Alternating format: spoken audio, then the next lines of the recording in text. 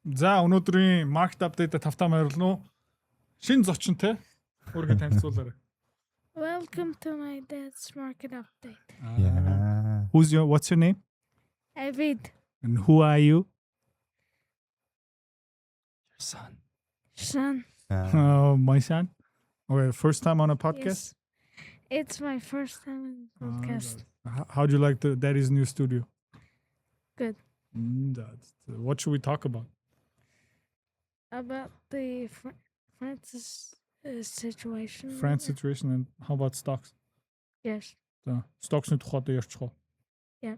Which stock should we talk about first? Nvidia. Nvidia. And then what stock next? Hola. Orla Mining. Okay. Yeah. And then third, the last stock we should talk about. I guess Ion Z. Ion Z. Wow. Ion Z. Хэд нугалсан бэлээ Ion тэр мөнгөн дээр? How many times did I make it?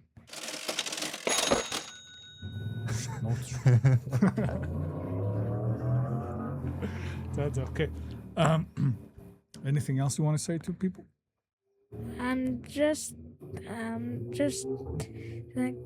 thank you for including me in the podcast. Okay. Wow. Look into this camera and say bye. Bye. Thank you, Avid. That's okay. Тэгэхээр applause. Applause юу? Thank I'm you. from Italy. Yes, thanks.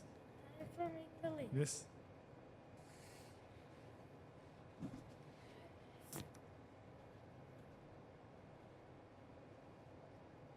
Thanks, Avid. Now that's what you call a hook, huh? Хүмүүсийн анхаарлыг шууд татчих шүү дээ. Сая удаас надад хэлжсэн. Би баг подкастт орж байгаа. Би баг подкастт орж байгаа хамгийн залуухан хүүхэд болж байгаа хаа гэж. Яа, өдөржингөө надаас нэгсэн. Тэгээд яг хөө тэгэл Авидын хүсэл бол тэгэл хойл гэсэн үг. Тэгэл оруулахаас өөр аргагүй л та. Гэхдээ Авидын сая хэлж байгаа юу Orla Mining өнөөдөр ярихгүй яа гэх юм бол манай багц дотор байхгүй. Ion Z ч гэсэн манай багц дотор байхгүй яа гэх юм бол stop loss-той хүрсэн. Гэхдээ хэдүүлээ дахиад Ion Z руу орж л таарна. Гэхдээ хувьцаанууд чарт март руу ярихаас өмнө хоёлаа нөгөө геополитик бидний хөрөнгө оолтод айгүй нөлөөлж байгаа. Тэгээ өнөөдөр хэдүүлээ бас юу ярих юм бэ гэх юм бол энэ Солонгост болж байгаа. Аха. Тэгээ ингээд мэдрэл муутай солонгосчууд хөрөнгөний зах зээлийг савлж байгаа. Нэг жижигхэн Азийн орн нэг хэсэгтээ дэлхийн номер 6 дахь хамгийн том хөрөнгөний зах зээл болсон. Тэгээ одоогийн байдлаараа Солонгост бараг 300 хэдэн мянган данс хоос ирсэн. Шуналдаад 300 мянган хүн. Одоо Улаанбаатар хотын хүн амын хэдэн хувь? Улаанбаатар хотын хүн амын 35. Тэгээ тэр явцсан яг бүгдээ ингээд дансаа all in хийгээ гамблдаад ингээ хамаг мөнгө алдсан гэж төсөөлчих заяа зүгээр ингээд Монгол улсыг тэр чигтээ санхүүгийн хямралд оруулахар хэмжээний мэдрэл муутай юм солонгосчууд хийдэг юм. Гэхдээ ингээд тэдний цуснд байх шүү байна. Хөөрхий. За окей. Гэхдээ солонгосыг ярихаас өмнө өөр юм ярьчих гэж бодож байна. Тэр юу лээ? Чи энэ слайдуудаа бэлдсэн шүү дээ. Yes, хамгийн ихний ярих сэдв болохоор манай Польш улсыг Оросууд бөмбөгдсөн байгаа. Польш улс гинэ. Польш улс болохоор 1999 онд анх НАТОд элсэн орсон. НАТОгийн гишүүн орн мэдээж. Тэгээд Оросууд бөмбөгдөж байгаа хоёр дахь тохиолдол нь гэж байна. Анх 22 онд бөмбөгдөж исэн. За яг одоо болохоор хоёр дахь бөмбөгдөж байгаа X101 гэсэн бөмбөгөөр. Энэ болохоор 10 онд ашиглалтанд орсон. За Оросын ер нь бол холын пуужим. Тэгээд нэг 2500-аас Caliber пуужим байгаа. Нэг 2500-аас 5500 метрт явдаг. 900 км/цаг хурдтай нэгний пуужим байна. За яг хөө сонирхолтой хэлж яхад НАТОгийн орн руу Оросууд пуужингаа явуулсан. Хөрөнгөний зах зээл ерөөсөө тэрийг тоохгүй байгаа. Юу ч хөдлөөгүй. За юунаас болсон бол яагаад хөдлөөгүй? яагаад хоёлоо зургнаасаа харсан шүү дээ. Юу бөмбөгдсөн бэлээ? Нэг инэттэй л юм бөмбөгдсөн шүү дээ. За окей, хэдүүлээ харцгаа. Энэ бол нөгөө хөдөө нэг юм явсан. Хал дээр тариалангийн газар харагдаж байна те. Тэгэл энэ хотхон дотор яг хөө нэг сүртэй юм харагдахгүй зүгээр нэг хотхны дээгүүр нэг гээл нэг явсан. За тэгээд юу бөмбөгдсөн байна? Оросууд муу дайсан нэг жижигхэн тосгоны тариалангийн талбай баг шиг байна те. Ургацын хураас нь үгүй яг сайн мэдгүй байна. За ингээ харах юм бол нэг хэдэн мянган долларын хохирол байх магадaltaй. Тэ. Окей, тэгээд Польш улсын ерөнхий сайд шууд ажилдаа орсон. Өөр хин ажилдаа орсон бэлээ. Өөрөө Тэ. Бүх нөгөө von der Leyen, Kaja Kallas, Friedrich Merz бүгдээ тэг юу ярьж байгаа юм бэ энэ арай болохгүй. Энэ арай хэтэрлээ. Ингэж болохгүй. Ингээ Европ руу халдаж ийн, Европ руу дайрч ийн гих мэдчлэн. За тэгтээ ингээ хараад үзэх юм бол энэ бол Путин яг гоо генерал нэг тушаал авлаа гэж бодъё. Путингийн генерал. Тий. Польшиг бөмбөгт гэд нэг пуужин их сайхан явуулчих гэд. Тэгсэн чинь ингээ за дарга амжилттай бөмбөгтлөө гэсэн чинь ингээ за зураг үзүүлээ, ийм зураг үзүүлэх юм бол чи юу гэж бодох вэ? Энэ инээдтэй л энэ 10 м үү 20 м байсан та өргөн нь. Тэгээ ер нь бол ажиллаа маш муу хийж байгаа гэсэн үг. За яг хөө гэхдээ магадгүй Оросд бас нэг сигнал явуулж байгаа гэж магадгүй те. За арай хэрэг сэтэрлээ. За. Окей, тэгээд энэ хааны бэ гэх юм бол нөгөө Украины хил дээр Люблин хотын доор те ер нь бол Украинаас ойролцоог 70-100 км-ийн зайтай. Яг тэгээ ингээ сенсац болж байгаа. За Польшийн ерөнхий сайд шууд F-16 байлдааны онгоцыг илгээсэн. Тэ яад их юм бол Оросууд үнэн төрхөө ингээ харууллаа. За тэгээ I'm in contact with the leaders of European countries regarding the violation of Polish airspace. Everyone declares full solidarity and readiness for any assistance. Бид бүгд билээ. Миний хөтөө аж ахуйн газрыг Путин ухлаа. За. Гэхдээ үнэнгээс бөмбөгдсөн юм бол энэ бол тэг өмнө чи хэлсэн штэ Польш руу дрон явуулсан. Гэхдээ чи тэр видеог санаж байгаа юм бол нэг хэдэн модон дрон тэгээд баахан скотчтай ингээ наацсан нэг гачин юм байсан штэ. Тэг хүмүүс юу ярьж ийсэн бэ гэх юм бол энэ Оросд өөрөө явуулаагүй. Зүгээр скотч мочоор ингээ засвар орцсон нилээн эвдэрхий дрон илгээсэн болохоор энэ украинчууд Орос руу илгээсэн гэж яриад байгаа хгүй. Тэгээд бас инээдтэй нэг амбаар нэг хашаан дээр ингээд хэдэн дрон гацсан. Тэгээд дэлбрээгүй. Тэсрэх бодисгүй дрон явуулсан байсан байхгүй. Тэгэл яг нөгөө европчууд юу хийж байгаа юм бэ гэх юм бол дайныг дараагийн шатанд хүрэх гэж явж байгаа хгүй. Тэгээд энэ хагасаа бүтэн сайд Германд томоохон сонгуул. Niedersachsen гэдэг Германы мужи аймагт нэг томоохон сонгуул болж байгаа. Ер нь том аймаг юм уу те Германда? Том бол биш, нөлөөтэй бол биш. Эдийн засгийн хувьд бол бас нөхөө амар чухал биш. Гэхдээ хамгийн барууны үзэл бодолтой ер нь бол дээр үеийн социалист орны нэг хэсэг байсан нөө дэрээр зүүн Германы хэсэгтээ орж исэн. Тэгээд жоохон гадаад хүмүүс дуургүй тэгээд жоохон герман цустай хүмүүс тэндээ ингээд төвлөрсөн байгаа. Цагаануудын л ер нь хот юм одоо мууж юм байна шүү дээ. Тэгээд ер нь бол нөгөө амар германчууд өөрөө тэднийг ингээд шоолдог байсан. Нөгөө харанхуй мухлаг ингээд амьдэрдэг. Яг гэх юм бол дээр үед Герман даяараа нөгөө хөгжсөн баруун Германы телевизийг ингээ үзэх боломжтой байдаг байсан байхгүй юу? Гэхдээ Niedersachsen бол нөгөө Nieder гэдэг чинь нөгөө доогуур явдаг. Одоо далайн төвшнөөс доогуур. Тэгээд Niedersachsen руу тэр нөгөө барууны телевизийн антенны сигнал хүрдэггүй. Тэгээд тэд нэр ингээ тэр чигтээ зүгээр социалист Совет холбооны эсвэл Германы пропагандаг үздэг байсан болохоор тэд нар зүгээр ханхуу хонигл дотор ингээ амьдэрдэг гэж шаалдаг байхгүй. Тэгэл ингээл ерөөхдөө харагдаж байгаа. За дараагийн чиний олж авсан мэдээлэл энийг тайлбарлаад өгөөч.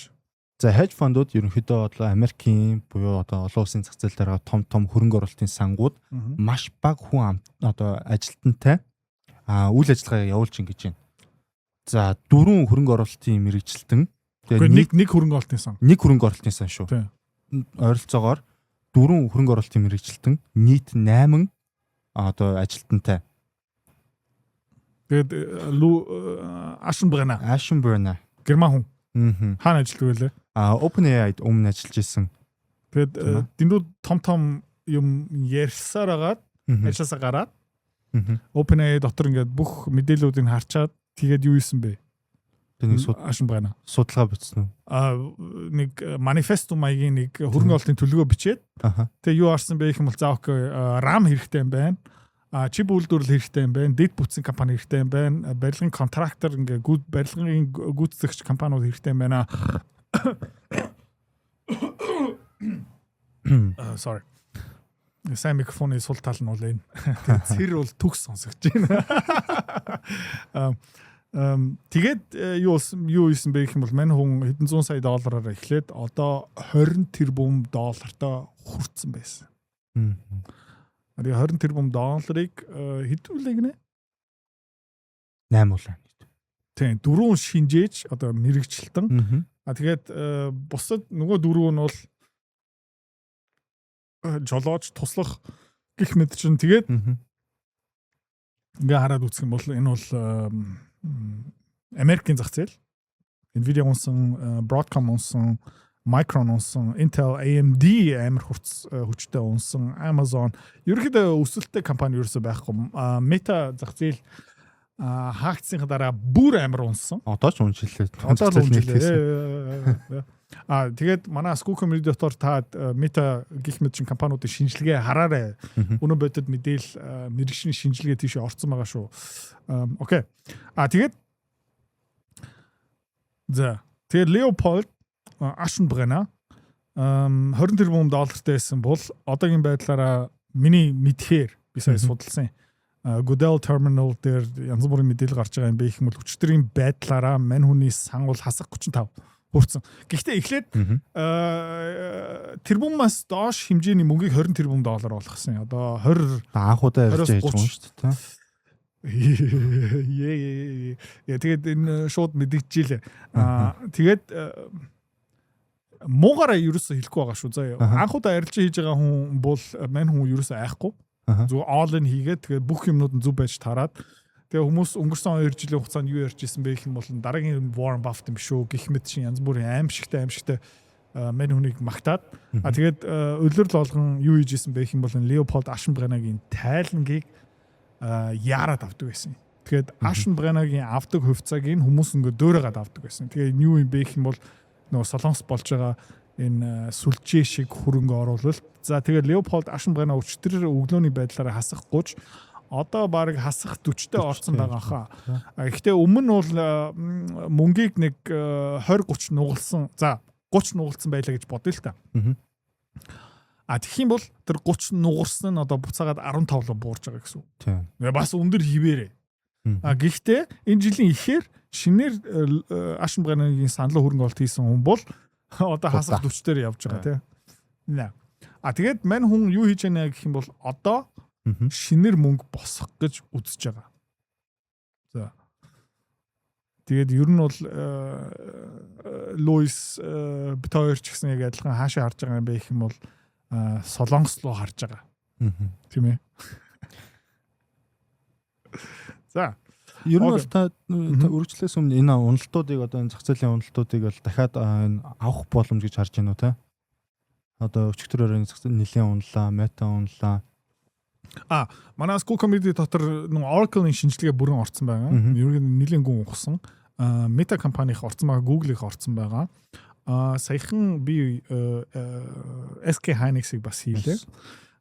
Тэгээд ингээ хараад үзэх юм бол яг хэд хэдэн боломжууд байгаа. Гэхдээ ерөнхийдөө энэ Louis Aschenbrenner-гийн хийсэн компаниудаас биднэрт нэгч байхгүй. Тийм байна. AMD-ийг нэг хальт авсан байгаа. Бусд нь би ойлгохгүй болохоор. Тэ одоо Aschenbrenner-гийн давуу тал нь юу юм бэ гэх юм бол энэ салбар дотор гүн орсон байсан ингээ ажиллаж исэн тийм учраас хангамжийн сүлжээ OpenAI-аар дамжуулаад хамтарч ажиллагаа гэрээд компаниудаас болоод бүх сүлжээг нь мэдж байгаа хгүй. Одоо хүнсний 8 нэрийн дэлгүүрийг өөрөө ажилуулж исэн болохоор ямар бараа ингээ явж байна. Ирээдүйдээ ямар бараа ирэлтэй байгаа юм бэ? Би 8 нэрийн дэлгүүр гэх мэт чинь OpenAI дотор ажиллахгүй байгаа болохоор ийм мэдээлэл байхгүй. Тэгээ би яах ёстой юм бэ гэх юм бол ойлгохоор компанийг ойлгох гэж хичээн. Тэгээд хэд хэдэн технологийн компаниуд ойлгох гэж олж авсан. Тэгээ одоо яах ёстой юм бэ гэх юм бол зүгээр зөв ойлголт номер 1 байх ёстой. Тэгээд дараа нь энэ амар савлгатай байгаа болохоор ган төмсгтэй байх ёстой. Steel balls хэрэгтэй. За тэгээд Louis одоо яг Тэгээ манай school committee дотор ингээд дандаа адилхан тий. Ингээд шинээр орж байгаа хүн бол би түй мэ ингээд хит нуглан ингээл тий ингээд даварж мавраал ингээл тий ер нь бол эрэгтэй хүн ингэдгийн манай school committee дотор жоохон ингээд заахав гам биш. Гэхдээ нөгөө юу том тий. Баавартайгаар яадаг юм бэ их бол 1-2 сар ингээм амжилтаа яваад тэгээ энэ амар амархан байсан биш би мэдэж байна ингээд ингээл те тэгэл өөрөө ингээд би даасан яваад тэгээд хасах 20-30 мөч ингээд нүр тулаад тэгээд нөгөө юм том байсан юм ингээд агшаа тэгээ ингээд за нөгөө багшигаа хоолон багсаад би ингээд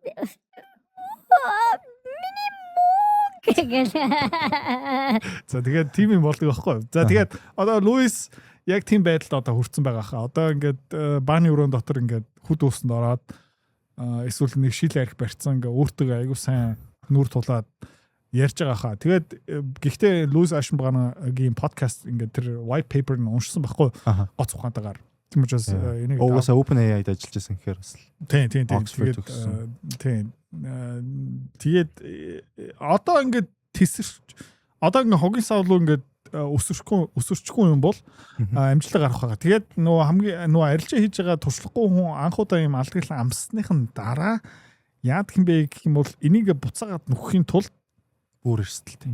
Тийм бүр ингээд дөрвөн юутай юм шиг ингээд дөрвөн төмсгтэй юм шиг хийгээд тэгээд дараа нь бүр алгадуулдаг байхгүй. Тим алдаа гэхдээ одоо хийхгүй баха. Цаана нөгөө хөрөнгө оологчийн нэгэн Goldman Sachs нэлээд том одоо хөрөнгө оолтын банк компани мань хүнийг сүүлийн үед жоохон чангалж байгаа баха гэж бодож байна.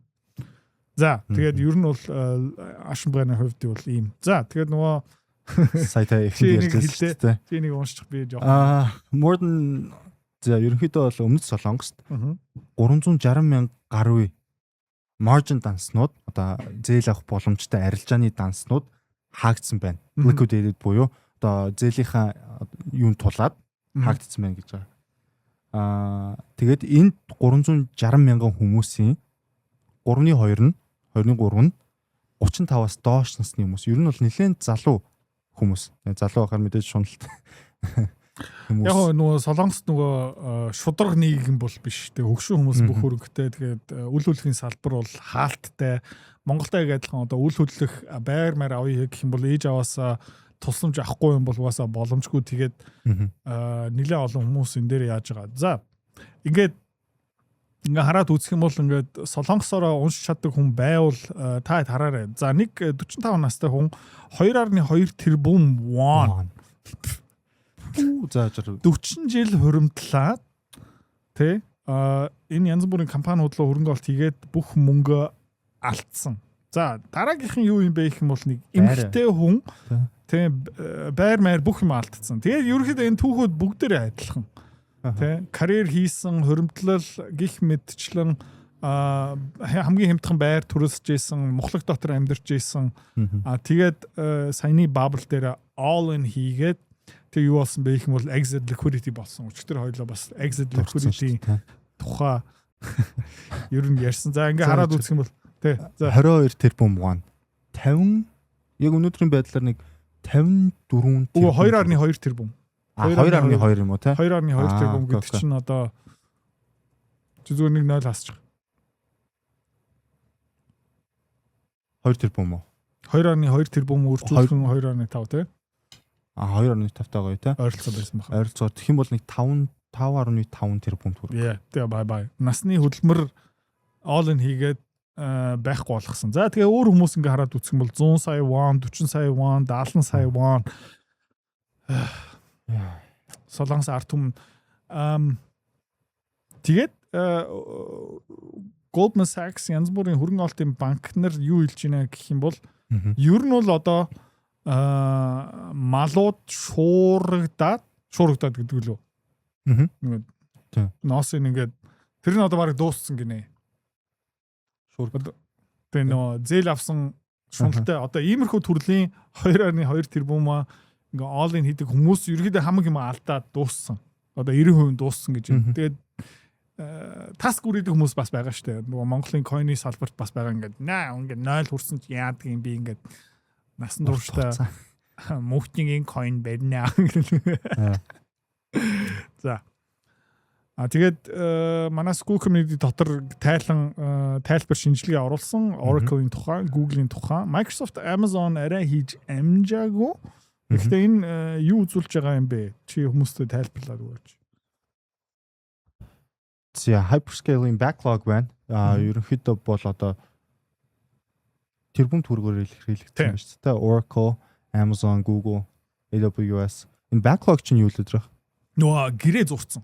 Борлуулалтын гэрээ зурцсан. Одоо хэдэн оюу толгой юм бэ? Нэг оюу толгой ойролцоо 12-аас 15 тэрбум доллар. 12-аас 15. Тий. Тэрбум доллар. Тэгээ ингээд Oracle өөрөө одоо хэдэн оюу толгой гэрээ зурцсан байгаа юм бэ? Энэ юу юм бэ гэх юм бол чи data center надад бариад өгчих юм бол би чамаас тэр data center-аас гарч байгаа токен гих мэт шин худалдаа авнаа. Oracle 500 энэ бол уучлаа энэ жоохон хуучсан мэдээлэл юм байна шүү. 680 хүрсэн байгаа Oracle дээр. 30 оюу толгой. Тэгээд Google бас 500 гараа явцсан. Microsoft би яг сайн мэдгүй байна 627,000.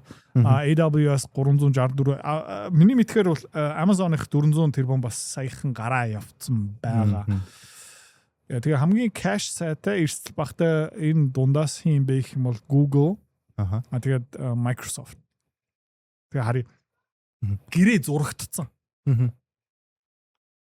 Data center барьчих юм бол бид нэр ингээд түрээслээд авнаа гэж байгаа байхгүй юу. Энэ бол түүхэнд байгаагүй хувьсгал гэсэн тийм. Би гэхдээ яг сүүлд бас нэг юм уншсан юм л да. Одоо энэ химэл оюуханы салбар яг нэг-нэгэндээ ингээд мөнгө шилжүүлээл, эргэлдүүлээл байгаа юм шиг. Тэгээд энэ үнэлгээнүүд нь хит их өсөлттэй байна гэсэн нэг талаас хүмүүс бас нөгөө аргументтэй үзэл бодол гаргаж илээ да. Тэрний талаар юу гэж бодож байна? Яг 100% тийм байсан бол энэ хэлэлтийн нурцсан байгаа. Гэхдээ ингээ хараад үзэх юм бол манай офисоос эхлээ одоо хүн болгон AI subscription болцсон байгаа.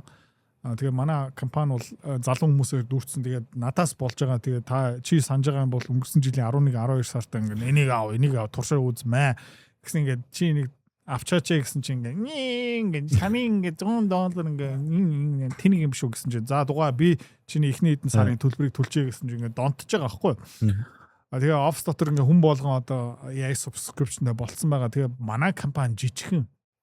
Амар жижигхэн. Одоо бүх компаниуд тэрийг одоо ажилуулж байгаа. Тэгээ оновчтой ажилуулж байгаа хүмүүс байгаа, оновчгүй ажилуулж байгаа хүмүүс байгаа. Гэхдээ энэ бол нэлээд хол явахаар байгаа. Тэгээ ингээ одоо тэр data center-аас гарч байгаа тэр мэдээлэл юу гэж нэх юм бол шинжилгээ, мэдээлэл цуглуулах.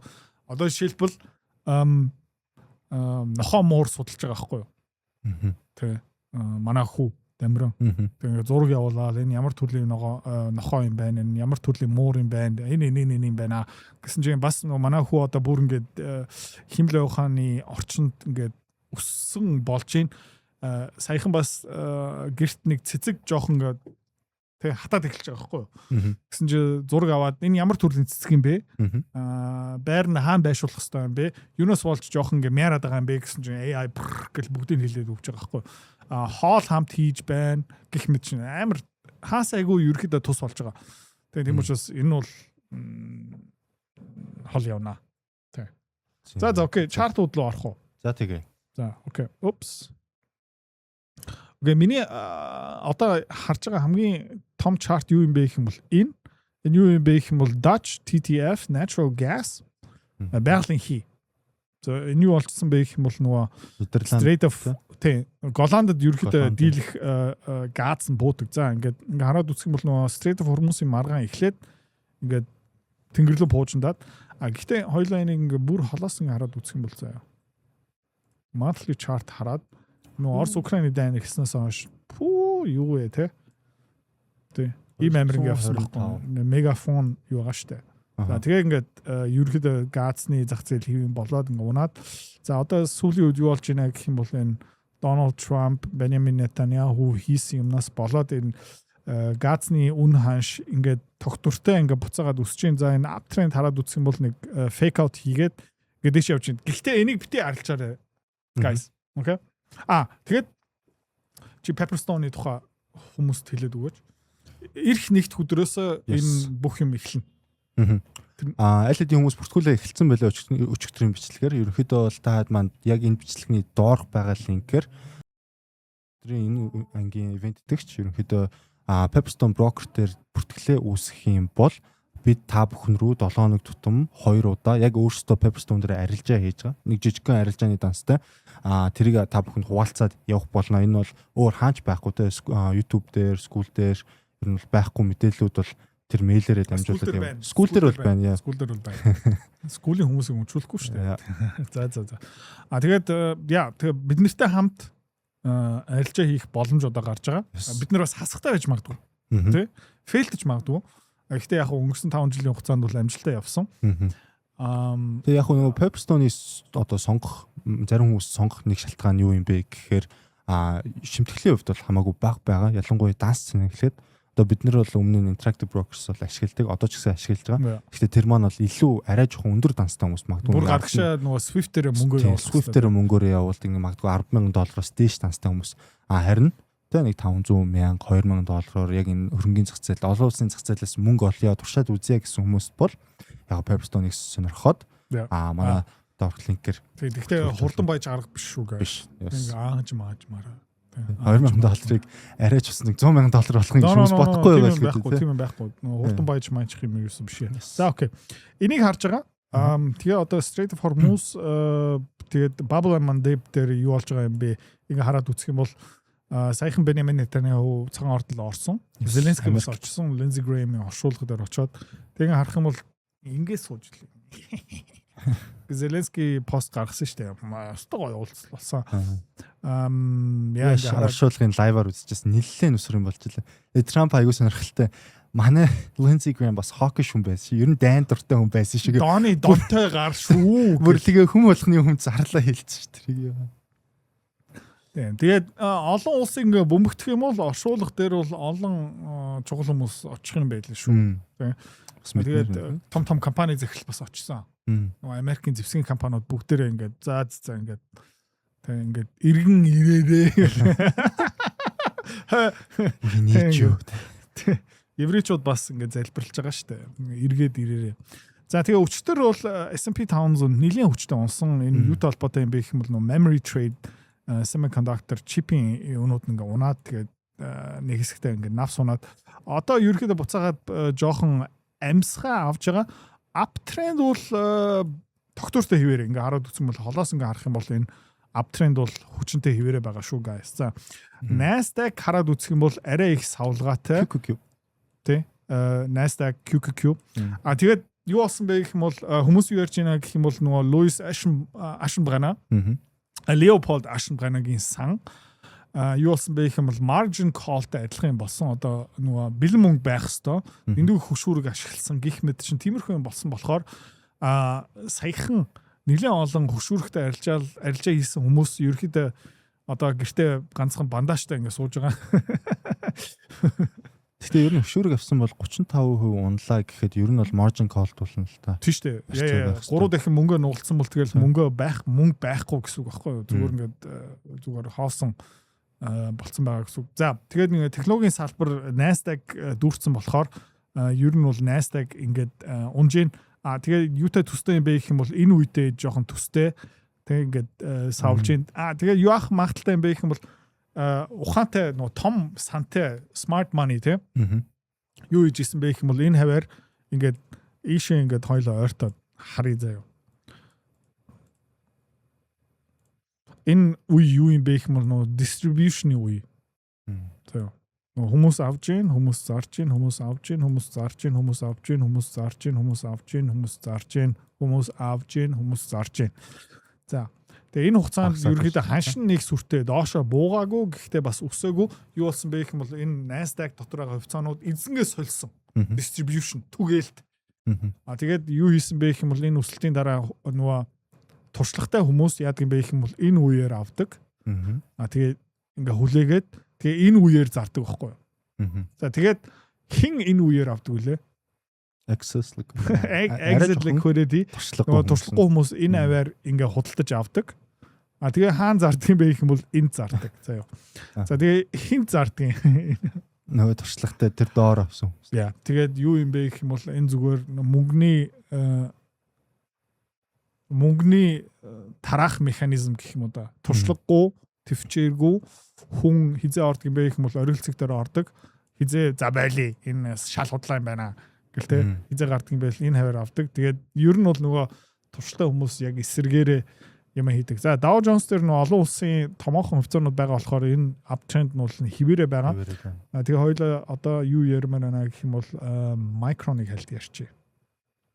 Сайхан уссан биш үү? Тийм Micron сая буцаад pre-market өсөд 6%. Одоо бүр 14% болцсон. За school дээр байгаа хүмүүс энэ арилжаа хийсэн байгаа гэж найдаа. Pre-market дээр ерөөхдөө markup дээр оруулсан тий. 700 хэд дээр за 800 үгүй 700 хэд дээр шүүрээд авсан байх хэрэгтэй шүү тий. Үгүй юу? Хэдэн цаг вэ? За яг уу. Ерөнхийдөө 800 сайхан bounce ирж байна. За тэгэхээр дахиад жоохон буурах магадaltaй шүү. Guys. Бэлэн байцгаая. Ер нь бол одоо юу хийж байна гэх юм бол нөгөө энэ хаваар short хийсэн хүмүүс зөндөө байгаа байхгүй юу? Ингээд доошоо унах мөрөөдөж байгаа хүмүүс. Тэгэхээр тэд нар юу хийж байгаа юм бэ гэх юм бол short позиц хаахта энэ micron-ы хувьцааг эрүүлэн худалдаж авах хэрэгтэй. Тэрвэр ингээд эрэлт бас үсэж байгаа. Тэгээ ингээд айгүй олон хүмүүс одоо ингээд траума шоконд орсон байгаа.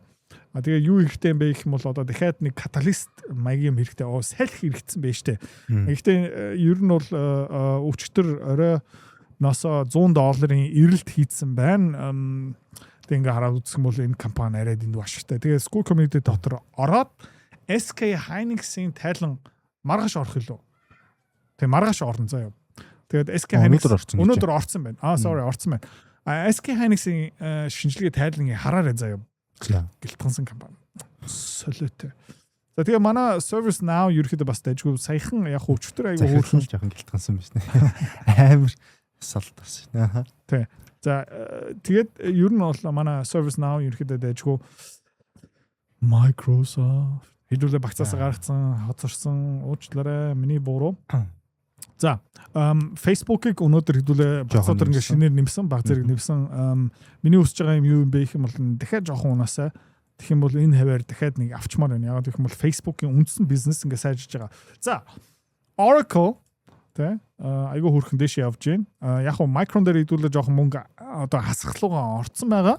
Гэхдээ эсэргээрээ Oracle айгүй жоохон эрэлттэй хийж байгаа. Тэгээ хүмүүс одоо ингээд айгүй сонин ингээд social media investment community дотор юу ямар яриа тараад эхэлж байгаа юм бэ гэх юм бол data center цүмээгээд байгаа юм шүү. За тэгээ тэр бодол ингээд нэвтэрчих юм бол хүмүүс шуураад ирнэ. Тэгээд энээсээ хин хожих юм бэ гэх юм бол Google, Microsoft, Oracle, Meta тэгээ бүр магадгүй хин юм бэ гэх юм бол нөгөө SpaceX. За яагаад яг гэх юм бол SpaceX өөрөө Colossus data centerтэй гэх мэтчлэн $1. Jesus Christ $өстой амар яаж юм те. Окей. За тэгээд биднэрт ямар боломж гарч ийнэ гэх юм бол нөгөө school community дотор хэдүүлээ EOS 5. Окей. Хэдүүлээ энийг ерөөхдөө $80 $90 дээр энэ хаваар ерөөхдөө хэдүүлээ exit хийсэн. Одоо ерөөхдөө EOS 5 руу жинтэй орох цаг нь ерөөхдөө одоо бараг төгч байна. Тэгээд доллар бол би ийм амар унахын сая нээлтэн дээрээ зүгээр ингээд навс унчлаа. Түрүүн харахтаа ингээд 100 дээрээ байсан юм бол одоо сая ингээд навс унчлаа. Долларын түнээр долларын хувь таны бодол юу вэ? Хүмүүс асуусан байсан доллар өсөх үү гэдэг. Энэ бол өршүүлээ өснө. Энэ юу юм бэ гэх юм бол хэдүүлээ харцгаая. Ер нь бол асуусан байсан юм уу? Тийм хүмүүс асуусан. Апдейт болгон доллар ярьдаг шүү дээ. Үздэг юм бах та. Тэ. За ер нь бол энэ доллар base information хийгээд тэгээ одоо юу болж байгаа юм бэ гэх юм бол энэ uptrend байгаа. Энэ бол төр зүрийн correction баха. Тэ. Дэлхийн хамгийн их хүмүүс арилжаа хийсэн trade энэ долларын trade баггүй. Тэгээ тэр одоо жоохон unwind хийж явах шиг байна. Тэгээ хэдүүлээ яах юм бэ гэх юм бол дахиад жоохон яваг. Энэ RSI нэг хараад үзэх юм бол нэлээд доош явцсан байна. Хэдүүлээ EOS 5. Тэгээд зарим хүмүүс бүр надлаа бичсэн. EOS 5 л одоо эргүүлээ орох ёстой юм биш үү? Доллар ингээ одоо тэнгэр рүү пуужинлаа. Тэгээд би үйлжсэн бэ гэх юм бол долларыг хаана авмаар байгаа юм бэ гэх юм бол буцаагаад 90 хэдэл дээр авмаар байна. EOS 5-ыг тэ хэдүүлээ хаана авмаар байна гэх юм бол энэ 80 хэд дээр авмаар байна. Одоо ингээд дахиад жоохон доош явах хаа. Тэгээ EOS 5-ыг ер нь бол энэ одоо энэ уналтыг хараад үзэх юм бол 85, 83, 82 дээр ерөөхдөө түүгээд авчмаар байна. Тэгээд ер нь бол энэ дэшээ явна. Тэгээ евро өмнө зөндөө хэлжсэн. Ерөөхдөө bull flag, bear flag байгаа.